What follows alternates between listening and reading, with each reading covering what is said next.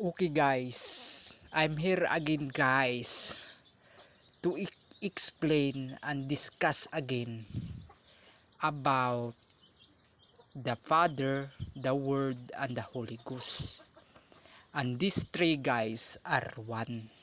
So according here in 1 John 5 to 7, for there are three that bear record in heaven, the Father, the Word, and the Holy Ghost. And these three are one. So, okay guys. So, I will explain again these three, the Father, the Word, or the Son, and the Holy Ghost represent to Jesus Christ. So, let's find out first the Father represent to Jesus Christ.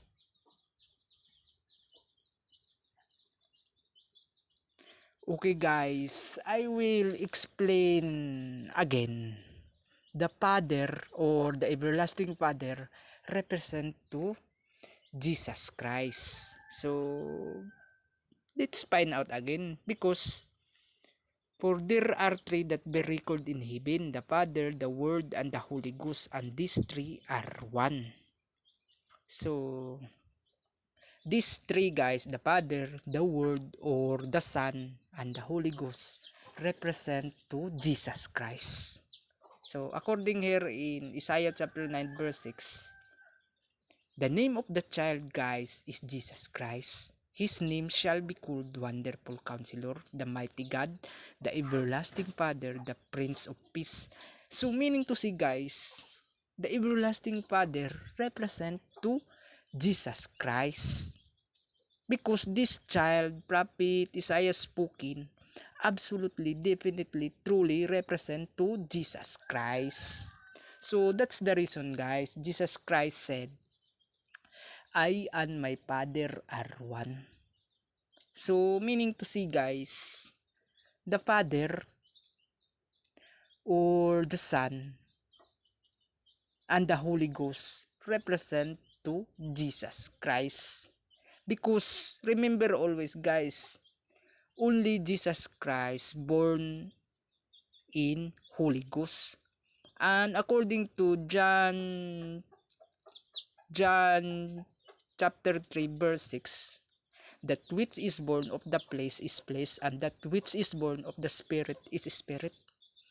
So observe wisely guys. Jesus Christ absolutely, definitely, truly represent, absolutely, truly born in Holy Ghost or born in Holy Spirit. So meaning to see, Jesus Christ is Spirit. And remember always guys, God is a Spirit, and they that worship Him must worship Him in spirit and in truth. So meaning to see guys, we should worship and bow our knee only in the name of Jesus Christ. Because absolutely Jesus Christ born in Holy Ghost. So meaning to see guys, Jesus Christ is God because God is a spirit, and they that worship Him must worship Him in spirit and in truth. We shouldn't worship or bow our knee on the statues guys. We shouldn't worship and bow our knee on images. Because statues and images guys, observe wisely guys, isn't spirit, isn't God. So so we should bow our knee and worship only in the name of Jesus Christ. So observe wisely guys, for there are three that bear record in heaven, the Father, the Word, and the Holy Ghost, and these three are one. And remember always guys, the Word guys represent to Jesus Christ,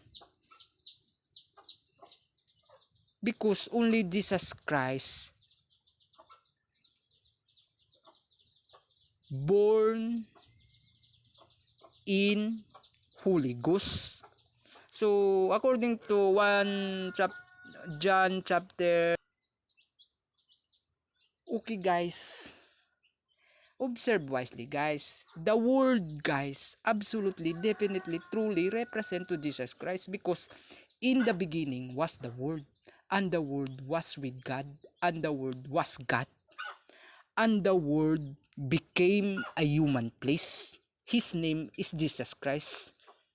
So word God represent to Jesus Christ. And remember always guys, there is none good but one, that is God. And observe wisely guys, I will repeat again, only Jesus Christ, the righteous God, because only Him, the righteous man. And there is none good but one, that is Jesus Christ. So meaning to say, the righteous God represent to Jesus Christ. That's the reason guys, Jesus Christ said, I and my Father are one. Sus, no. Okay, guys, so we should bow and worship only in the name of Jesus Christ, because for there are three that bear record in heaven, the Father, the Word, and the Holy Ghost, and these three are one.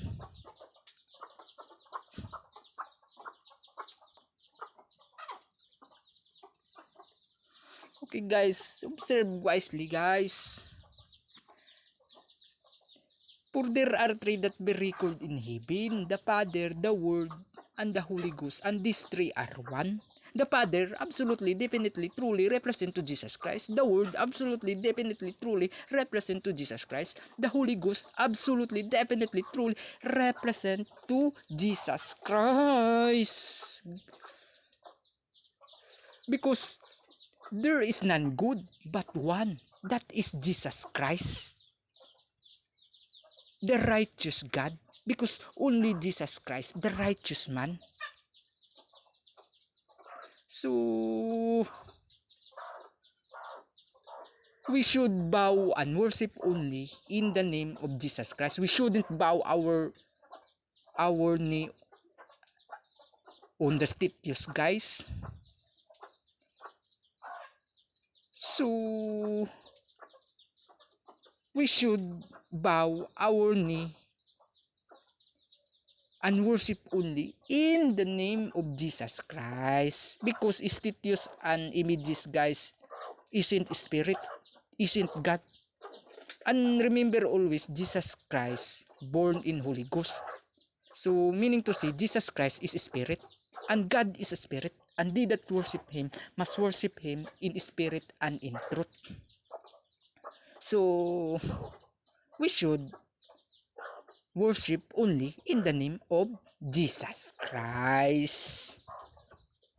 Sus, ampot lang yun.